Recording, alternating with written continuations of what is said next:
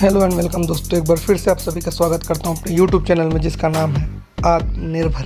हाँ, आत्मनिर्भर, जिसका हर एक वीडियो आपको बनाता है आत्मनिर्भर। Always dependent on yourself, never on other. तो दोस्तों, आज का जो हमारा टॉपिक है वो बहुत इंपॉर्टेंट है। PWD रिजर्वेशन, दिव्यांगजन आरक्षण। तो दिव्यांगजन आरक्षण जानने से पहले हम ये देख लेते हैं कि वीडियो कॉन्फ्रेंसिंग के उपरांत जो आदेश जारी हुआ था उसमें क्या बोला गया था। जैसे कि मैंने पिछले वीडियो में बताया था दोस्तों, जिसके एजेंडा 1 में लिखा हुआ था कि 14,580 पदों पर जो वर्तमान में भर्ती प्रक्रिया चल रही है, इसमें दिव्यांग एवं भूतपूर्व सैनिक का आरक्षण रोस्टर पालन किया जाएगा। किसका? दिव्यांग एवं भूतपूर्व सैनिक का। तो दिव्यांगजन का एवं भूतपूर्व सैनिक का आरक्षण रोस्टर क्या है, इसको समझाने के लिए मैंने भूतपूर्व सैनिक का आरक्षण रोस्टर को पिछले वीडियो में बताया था। इस वीडियो में मैं कोशिश करूंगा आपको कि दिव्यांगजन का आरक्षण को पूरा एक्सप्लेन करके समझा सकूं। तो हेलो दोस्तों, कैसे हैं आप लोग? उम्मीद करता हूँ सभी अच्छे ही होंगे। तो दोस्तों, जैसे कि मैंने अपने पिछले वीडियो में आपको रिजर्वेशन बताया था। रिजर्वेशन में मैंने आपको 2 प्रकार बताए थे। फर्स्ट वीडियो अगर आपने मेरा नहीं देखा तो पहले आप उसको देख लीजिए, जिससे समझने में आपको आसानी हो। तो वर्टिकल रिजर्वेशन और एक हॉरिजॉन्टल रिजर्वेशन। हॉरिजॉन्टल रिजर्वेशन के अंदर मैंने आपको बताया था दिव्यांगजन आरक्षण। क्या? दिव्यांगजन आरक्षण। दिव्यांगजन आरक्षण और वुमेन आरक्षण, DFA पे बहुत सारी बातें मैंने उसमें बताई थी। बाकी अभी हमको बात करना है दिव्यांगजन आरक्षण पे। दिव्यांगजन आरक्षण पे जिसको हम शॉर्ट में PWD भी बोलते हैं। PWD, person with disability. तो पर्सन विद डिसेबिलिटी के लिए भारत सरकार ने कितने परसेंट रिजर्वेशन किया है? 4% का। कितना परसेंट दोस्तों? 4%। किसने? भारत सरकार ने। तो बात करते हैं दोस्तों कि ये 4% कैसे, किस श्रेणी में विभक्त किया गया है, किस तरीके से दिया गया है। 4% तो मालूम चल गया, लेकिन 4% का डिटेल पता करते हैं। उप श्रेणी में कितने भागों में बांटा गया। तो दोस्तों, इसकी पहली श्रेणी होती है OH। क्या दोस्तों? OH, जिसको हम अस्थिबाधित या हड्डी बाधित बोलते हैं, जिसको हड्डी संबंधी कोई समस्या होती है सामान्यतः, जैसे पोलियो के मरीज जो आप देखे होंगे, वो इस श्रेणी के अंतर्गत आते हैं। दूसरा होता है दोस्तों VI, विजन रिलेटेड जिनको समस्या होती है, जिसको नेत्रहीन भी बोलते हैं, दृष्टिबाधित भी बोलते हैं।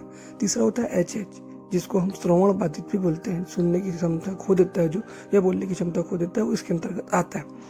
दोस्तों, एक नई श्रेणी बाद में जोड़ी गई है जिसका नाम है MD क्या है? इसको भी मैंने पिछले वीडियो में आपको बताया था। दोस्तों, MD क्या है? जब कोई भी 2 श्रेणी, जैसे कि VI और OH हो सकता है ना, OH और HH हो सकता है, और VI प्लस HH भी हो सकता है। यदि ऐसी कभी स्थिति बनती है तो वो जो है MD श्रेणी के अंतर्गत आता है। MD श्रेणी के अंतर्गत कब आएगा? जब वो किसी भी 2 दिव्यांगता एक साथ रखता हो, OH और VI, HH और VI, या OH और HH, उस स्थिति में MD श्रेणी के अंतर्गत आएगा। दोस्तों, ये जो MD श्रेणी है पहले नहीं थी, इसको बाद में न्यू जोड़ा गया है। ये नई श्रेणी है, बाद में जोड़ा गया है। पहले दिव्यांगता का केवल 3 प्रकार था, अब जो है चौथा MD श्रेणी को भी जुड़ चुका गया है। अब बात ये करते हैं दोस्तों कि अब इन चारों को बांटने पे कितना परसेंट हो जाता है? 4%। तो भारत सरकार ने इसे 4% कैसे दिया हुआ? भारत सरकार ने 4% चारों उप श्रेणियों को 1-1% के रूप में देके विभक्त किया हुआ है। 1+1+1+1 करके 4% दिया हुआ है। एक OH को, एक VI को, एक HH को और एक MD को। तो हम जो वर्तमान में शिक्षक भर्ती प्रक्रिया चल रही है उसका विभागीय विज्ञापन भी देख लेते हैं। ये दोस्तों लोक शिक्षण संचालनालय से जारी विभागीय विज्ञापन है। विभागीय विज्ञापन में जैसे आप देखेंगे तो दिव्यांग हेतु आरक्षित अलग से उल्लेखित किया गया था। दिव्यांगजन हेतु आरक्षित तो लिख दिया था, सीट भी लिख दी थी, सीट भी बता दी गई थी कितनी सीट है, लेकिन ये सीट किससे दी जाएगी? मुख्य से केवल दी जाएगी या कौन सा नियम लागू होगा? ये जो है इसके पेज नंबर 16 के पैरा 3 में उल्लेखित है। तो दोस्तों, ये इसमें एक बात स्पष्ट लिखी हुई है कि दिव्यांगजन और भूतपूर्व सैनिक के लिए क्या क्या रूल लागू होंगे। तो इसमें दिव्यांगजन के लिए अधिकार अधिनियम 2016, कौन सा? दिव्यांगजन अधिकार अधिनियम 2016 लागू होने की बात कही है, जिसके अनुसार लागू प्रतिशत की पदों की कितना होगा? 7%। ये बताया है। कितना परसेंट दोस्तों? दिव्यांगजन के लिए 2016 वाला अधिनियम लागू होगा, जिसमें 7% का आरक्षण प्रावधान किया गया है। किसके लिए? दिव्यांगजन के लिए। तो अब बात यह आती है कि 7% क्या केवल मुक्त से दिया जाएगा या सभी श्रेणी से दिया जाएगा या किस प्रकार दिया जाएगा? तो इसको समझने के लिए दोस्तों 2016 का जो दिव्यांगजन आरक्षण अधिकार अधिनियम है उस पर एक बार नजर डाल लेते हैं, जिससे ये चीजें स्पष्ट हो जाए। तो दोस्तों ये है दिव्यांगजन आरक्षण अधिकार अधिनियम तो 2016। इसमें जो हाईलाइटेड पॉइंट है दोस्तों उसको अगर आप पढ़ेंगे तो जैसे कि मैं पहले बताया कि पहले जो है केवल 3% का क्षैतिज आरक्षण था, 3 श्रेणी में थे। बाद में उसको 4% का क्षैतिज आरक्षण जो एमडी श्रेणी नहीं जोड़ी गई उसके आधार पे 1% जोड़ा गया, क्योंकि ये भारत सरकार के द्वारा 3+1 4 किया गया है। लेकिन छत्तीसगढ़ सरकार जो है इसको 7% दे दी। कितना? 7%।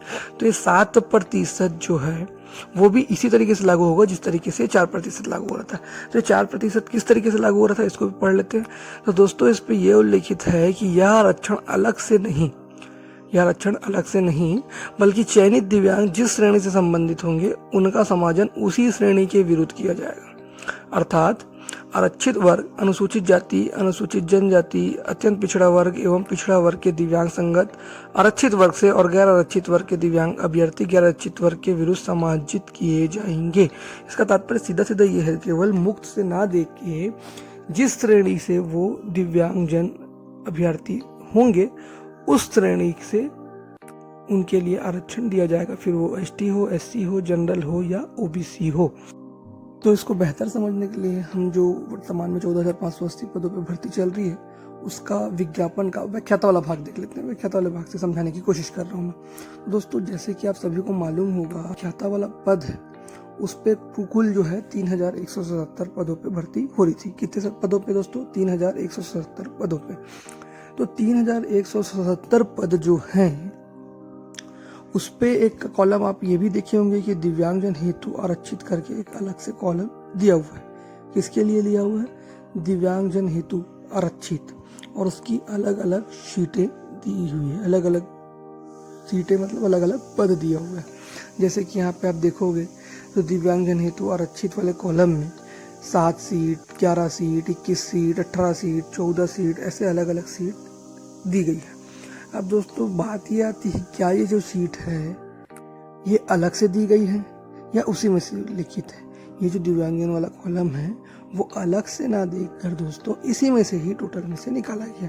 यदि आपको तसल्ली नहीं होगा तो आप इस चीज के लिए एक चीज ये करके देख सकते हैं कि ये जो नीचे में टोटल दिया गया है 406, 171, 132, 53 और 308, 128, 139 और 54, जब इसका आप टोटल चारों वर्ग का आरक्षित, अनुसूचित जाति, अनुसूचित जनजाति, अन्य पिछड़ा वर्ग का टोटल करेंगे तो 3,177 पद आ जाएगा 93 सीट को छोड़ने के उपरांत भी।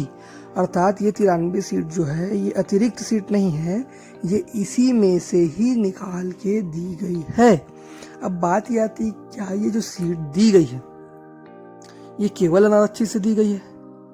तो जैसे कि मैंने पिछले आदेश में आप लोगों को बताया कि ये जो है केवल और केवल अनारक्षित से नहीं देकर अन्य सभी चीजों से भी, अन्य सभी, एग्जाम्पल के लिए अपन वाणिज्य का एग्जाम्पल देख लेते हैं। उदाहरण के तौर पे वाणिज्य वाला जो भर्ती चल रही है वाणिज्य वाली, वाणिज्य की में 303 पद थे। 303 पद में यदि आप 7% निकालेंगे दोस्तों 303 पद का, तो 7% होता है 21। 303 का 7% 21। तो 21 सीटें जो हैं वो दिव्यांगजन हेतु आरक्षित की गई हैं, जैसे कि आप भी देख सकते हो 21 सीट। लेकिन 21 सीट क्या केवल अनारक्षित से की गई है? नहीं, अनारक्षित, अनुसूचित जाति, अनुसूचित जनजाति एवं अन्य पिछड़ा वर्ग चारों से मिला के ये 21 सीटें दी गई। यदि आप चारों के सीटों का टोटल करके 7% निकालें, जैसे अनारक्षित का 7% निकालें, अनुसूचित जाति का 7% निकालें, अनुसूचित जनजाति का 7% और अन्य पिछड़ा वर्ग का 7%, तो ये जो चारों का टोटल आएगा वो 21 सीट के बराबर ही होगा। अर्थात ये है कि ये जो 21 सीट है वो अतिरिक्त ना देकर इसी में से दी गई है। समझने योग्य बात यह है दोस्तों कि जैसे भारत सरकार ने 4 अलग अलग श्रेणी में विभक्त करके दिव्यांगजन के लिए 1-1% का रिजर्वेशन दिया गया था, छत्तीसगढ़ सरकार द्वारा ये अलग अलग उल्लेखित नहीं किया गया है। छत्तीसगढ़ सरकार द्वारा ये अलग अलग उल्लेखित नहीं किया गया है। तो दोस्तों इसको आगे और समझाने के लिए एक बात जो है बहुत इम्पोर्टेंट बात है, उसको मैं आपको बताना चाहूँगा। 2016 के पहले, 2016 वाला जो दिव्यांगजन आरक्षण अधिकार अधिनियम है, उसके पहले भी कुछ नियम हुआ करता था। तो उस नियम में, जब उसके पहले का जो नियम था, उसमें 4 श्रेणी की जगह 3 श्रेणी हुआ करती थी। कितनी श्रेणी? 3 श्रेणी, जिसमें जो MD वाली श्रेणी है वो नहीं हुआ करती थी। बाकी जो 3 श्रेणी, नेत्रहीन, श्रवण बाधित वाला, दृष्टि बाधित वाला और अस्थि बाधित वाला हुआ करता था। अब वो 3 को क्या किया गया है? 4 श्रेणी किया गया, MD को जोड़ के। इसमें मेन पॉइंट जानने वाला बात ये है दोस्तों, जो मैंने हाईलाइट किया है, इसको आप यदि पढ़ेंगे तो उसमें एक ये नियम था साथ में ही कि जो दिव्यांगजन अभ्यर्थी है, यदि वो दिव्यांग अभ्यर्थी नहीं मिलते हैं तो नियुक्तिकर्ता अधिकारी चाहे तो उस सीट को 3 वर्षों के लिए बैकलॉग में ले जाके रख सकता है, अन्यथा उस सीट को मुक्त में कन्वर्ट या जिस भी वर्ग से हो उस वर्ग में कन्वर्ट कर सकता है। कितने ईयर के लिए? 3 ईयर के लिए। या तो ले जाके रख सकता है, बैकलॉग में ले जाते हुए 3 वर्षों तक के कैरी करके ले जा सकता है, या उसको जिस श्रेणी की वो सीट होगी उस पर कन्वर्ट कर सकता है। दोस्तों, ये उल्लेखित किस में था? दिव्यांगजन अधिकार अधिनियम में। इसमें संशोधन नहीं हुआ है। ये अधिकार अधिनियम जो 2016 आया है, उसमें केवल इसी में परिवर्तन किया गया है कि एक श्रेणी और जोड़ी गई है। लेकिन ये जो नियम है अभी भी लागू है, और यदि अभी भी विभाग या नियुक्तिकर्ता अधिकारी चाहे तो उसके पास विवेकाधिकार है कि वो 3 ईयर तक या तो रख ले या उसको कन्वर्ट करके ले जा ले। इसको और बेहतर समझाने के लिए मैं फिर से विज्ञापन में आता हूँ। विज्ञापन जैसे आप देखेंगे दोस्तों, तो अभी आप 2 लिस्ट आई हुई है वर्तमान में शिक्षक भर्ती की व्याख्याता वाली। तो एक अंग्रेजी की आई हुई है, एक रसायन की आई हुई है। तो अपन रसायन के ऊपर चर्चा करते हैं, रसायन के बारे में बात करते हैं। तो देखो, रसायन में दोस्तों टोटल जो है दिव्यांग हेतु कितनी सीट दी गई थी? तो दिव्यांग हेतु टोटल आप इसमें देखेंगे तो अनारक्षित, अनुसूचित जाति, अनुसूचित जनजाति, अन्य पिछड़ा वर्ग सब मिला के दिव्यांग हेतु 11 सीटों का रिजर्वेशन किया गया था। कितनी सीटों का किया गया है? 11 सीटों का। कैसे किया गया था मैं पहले बताया हूँ, अलग अलग करते हैं करके, लेकिन अभी हम इन कुल की बात कर रहे हैं। कुल जो है वो 11 सीटों का रिजर्वेशन किया गया। तो एक नज़र उसमें वापस डालते हैं लिस्ट में कि क्या 11 सीटों को दिया गया है उनको, दिव्यांगजन को, या नहीं दिया गया। तो 11 सीट उनको दी गई है या नहीं दी गई है, इसी लिस्ट में देखते हैं तो हमको समझ आएगा कि आरक्षण रोस्टर का पालन हुआ है, अन्यथा नहीं हुआ है। तो देखो, ये व्याख्याता ई संवर्ग की रसायन की लिस्ट है दोस्तों, जो कि वर्तमान में 6/10/2020 को निकाली गई है। इसमें जब आप देखेंगे तो पहले नंबर पे 89 नंबर पे पहला व्यक्ति जो है वो दृष्टिबाधित वाला दिव्यांग का चयन हुआ है। उसके बाद 98 नंबर पे दूसरे दिव्यांग का चयन हुआ है। इसी तरीके से आगे बढ़ेंगे अपन, अगले पेज में जाएंगे। तो अगले पेज में जाने के बाद हम देखेंगे कि तीसरा, चौथा, 5वां और 6वां और 7वां, 8वां, 9वां, 10वां और 11वां, कुल कितनी सीट थी दोस्तों? 11। और कितनी सीटों में दिव्यांगजन को दिया गया है? 11। कितनी सीट थी? 11। और कितने को दिया गया है? 11। तो कितनी सीट थी? 11। और दिया कितना गया है? 11। आप देख सकते हैं इसमें 11 सीट का जो है वो आरक्षण स्पष्ट रूप से रसायन में लिखा हुआ था। अब दोस्तों, बात यह है कि 11 सीट तो हमने टोटल को देख लिया। अब इसको वर्गवार भी देखना जरूरी है। क्या अनारक्षित में जितनी सीट थी उतनी ही दिया गया है? मतलब अनारक्षित में से जितना दिव्यांग है तो दिया जाना था उतना ही दिया गया है, अनुसूचित जाति में से जितना दिया जाना था उतना ही दिया गया है, या नहीं दिया गया, ये भी समझ लेते हैं। तो अनारक्षित में दोस्तों 50 + 21 71 सीट थी। कितनी सीट थी? 71 सीट। 71 सीट का 7% जब हम निकालते हैं दोस्तों, तो सीट लगभग जो है 5 राउंड अप करने पे 5 सीट आती है। कितनी आती है? 5। किसका? 71 × 7% करने पे 5 सीट आती है। तो अब हम ये देखते हैं कि क्या जो श्रेणी में दिया गया था उस पर 5 सीट जो है अनारक्षित को दी गई है या नहीं दी गई है, ताकि हमको ये रोस्टर फॉलो हुआ है कि नहीं हुआ है समझ आ जाए। तो इसमें मैं दिखा रहा हूँ आपको, जैसे कि आप 100 नंबर पे देखेंगे, 100 नंबर में देखेंगे तो फर्स्ट अनारक्षित बंदे का सिलेक्शन हुआ है। किसका? फर्स्ट अनारक्षित दिव्यांग का। ठीक है। उसके बाद सेकंड 130 नंबर में देखते हैं तो सेकंड बंदे का जो है अस्तित्व बाधित लिखा हुआ है, इनका भी जनरल में हुआ है। तीसरे, उसके बाद आप 145 नंबर में देख सकते हैं, 145 के बाद 153 नंबर पे, और 153 के बाद 149 नंबर पे भी है दोस्तों। तो इस तरीके से आप 3 देखेंगे, 3 और 2 5, कितने हुए 5। कितने सीट दिया जाना था दोस्तों, 5 सीट दिया जाना था और कितने को दिया गया है, तो 5 को दिया गया है। तो इस हिसाब से वापस मैं एक बार दिखा दे रहा हूँ, 50 + 71, 50 + 21 = 71।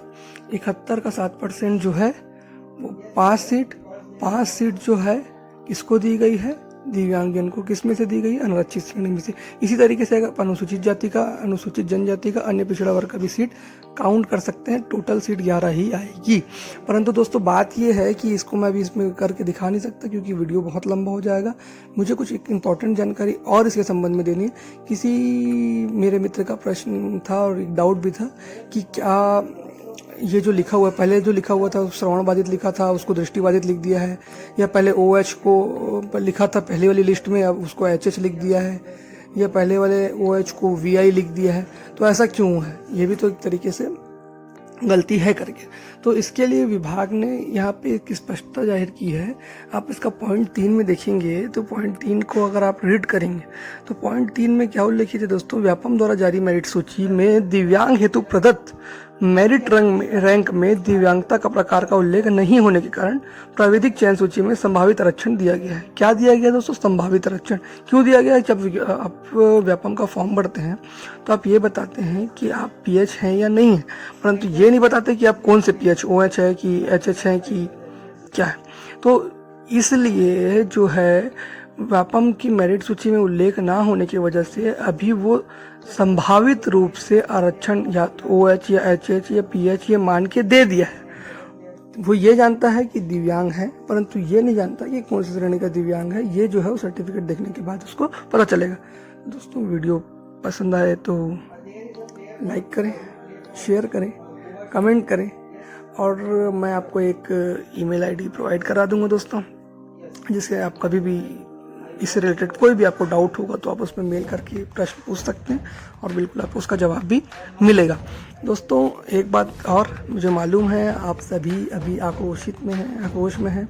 विभाग बहुत गलत कर रहा है करके विभाग के खिलाफ आंदोलन करने की तैयारी कर रहे हैं। आंदोलन होना भी चाहिए दोस्तों, लेकिन एक चीज़ याद रखिए, युद्ध में उतरने से पहले युद्ध की रणनीति और युद्ध के नियम और युद्ध के कायदे समझने पड़ते हैं। तो आप भी युद्ध में उतरने से पहले नियमों का अवलोकन कर लें ताकि आप आंदोलन जो है वो बेहतर तरीके से कर सकें और विभाग को से अपने हक की लड़ाई में जीत सकें। इतने कहना है। वीडियो पसंद आए तो लाइक करें, सब्सक्राइब करें। धन्यवाद।